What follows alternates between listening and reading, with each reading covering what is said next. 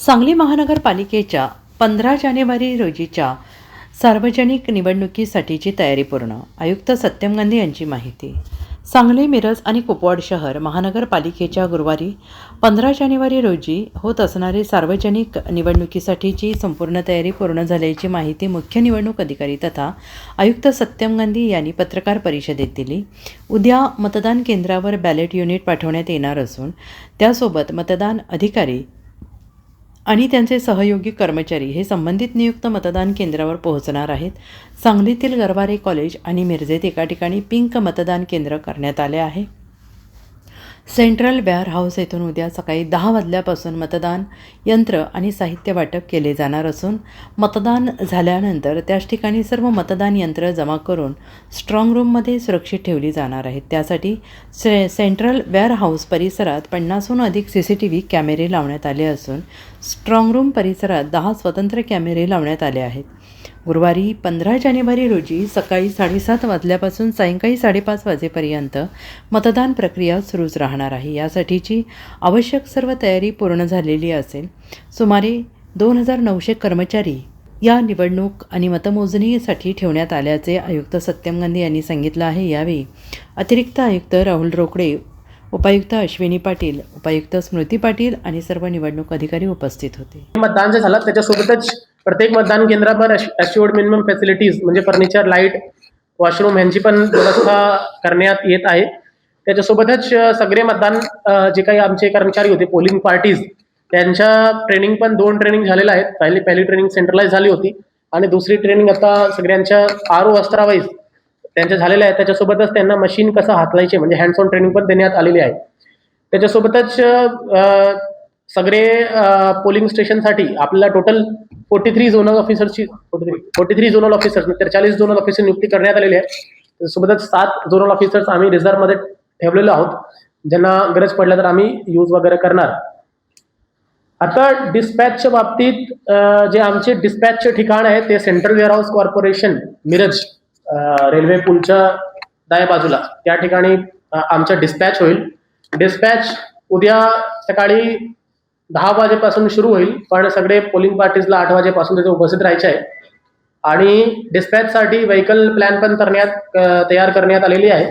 त्याच्यामध्ये वाहतूक आराखड्यामध्ये जे केंद्राकडे जाणारे वाहन आहेत ते टोटल 73 वाहन आहेत. त्याच्यामध्ये 21 स्कूल बस, 26 45 सीटर बसेस आणि 20 जीप आणि इत्यादी अन्य वाहन पण आहे. केंद्राकडे जाण्यासाठी 2 फेऱ्यामध्ये नियोजन करण्यात आलेले आहे, कारण मॅक्सिमम अर्धा तासाच्या डिफरन्सवर सगळे मतदान केंद्र आहे, अर्धा तासात किंवा 45 मिनिट्स. फक्त केंद्रावरून येण्यासाठी टोटल 153 वाहन आम्ही यूज करणार आहोत, ज्याच्यामध्ये 27 स्कूल बस, 51 नॉर्मल बस, 58 जीप्स आणि इत्यादी त्याच्यामध्ये वाहन वगैरे राहील. याच्यामध्ये पोलिंगचं जे टायमिंग आहे आपल्याला ते सकाळी 7:30 ते संध्याकाळी 5:30 वाजेपर्यंत आहे. 6:30 वाजेपासून मॉक पोल सुरू होईल आणि 7:30 वाजेपासून आपल्याकडे वोटिंग प्रत्येक केंद्रावर सुरू होणार आहे. तर उद्याचं प्लॅनिंग असा राहील की आपल्याला व्हेकलची पार्किंग आम्ही तिथे नियोजन केलेले आहेत. त्याच्यासोबतच अटेंडन्ससाठी जवळपास 50 टेबल्स लावणार आहोत. त्यांना उद्याचा नाश्ता पूर्ण सगळे 3000 मतदान कर्मचारी लोकांना नाश्ता, उद्याचं जेवण आणि संध्याकाळचे जेवण याची पण व्यवस्था करण्यात आलेली आहे. त्याच्यासोबतच मतदानच्या दिवशी पण आम्ही सकाळचा नाश्ता, दुपारचं जेवण आणि रात्रीचे जेवण वेअरहाऊसला अशा प्रमाणे नियोजन करण्यात आलेले आहे. त्याच्यासोबतच जे आमचे सेंट्रल वेअरहाऊसचं जे गोडाऊन आहे त्या ठिकाणी ग्राउंडवर पार्किंगची व्यवस्था, अटेंडन्सची व्यवस्था आणि त्या ठिकाणी फ्लेक्स बोर्ड लावणार आहेत. आता मतदान कर्मचारीच्या पार्टीज फॉर्म झालेला आहे, पोलिंग पार्टीज फॉर्म झालेला आहे, पण कुठली पार्टी कुठली बूथवर जाणार आहे हे सगळे पार्टीजला उद्या सकाळी कळेल. म्हणजे आता आम्ही संध्याकाळी रँडमाइज करणार, त्यांची मोठे फ्लेक्स प्रिंट करणार, कर्मचाऱ्यांचे जे व्हॉट्सअप ग्रुप आहे त्याच्यावर त्यांचे ऑर्डर टाकणार आणि उद्या सकाळी 8 वाजे 9 वाजेपर्यंत जे आमच्या हजेरी शीट आहे तिथेच लावणार, जेणेकरून त्यांना आदल्या दिवशीच कळेल की नेमकी त्यांची नियुक्ती कुठली मतदान केंद्रावर आहे. याच्यानंतर टोटल एकूण 2900 कर्मचाऱ्यांची नियुक्ती करण्यात आलेली आहे आणि त्यांचं प्रशिक्षण पूर्ण झालेलं आहे. याच्या प्रत्येक केंद्रावर एक presiding officer, PO1, PO2, PO3 म्हणजे 3 पोलिंग ऑफिसर, 1 शिपाई आणि काही ठिकाणी ज्या ठिकाणी जास्त मतदान केंद्र आहेत त्या ठिकाणी police additional manpower, additional force पण पाठवणार आहेत. आता त्याच्यानंतर प्रत्येक बसचा रूट प्लॅन तयार करण्यात आलेला आहे. प्रत्येक बसमध्ये आम्ही एक रूट मॅनेजर ठेवणार आहोत. ते रूट मॅनेजर बसचा रूट सांगतील नेमके कुठल्या रूटमधून त्यांना जायचे आहे. आणि येताना पण जसं आपण जाताना तर 2 फेऱ्या करतो, पण येताना एकच फेरीमध्ये मतदान संपले एकच फेरीमध्ये सगळे वाहनमध्ये ते परत येणार.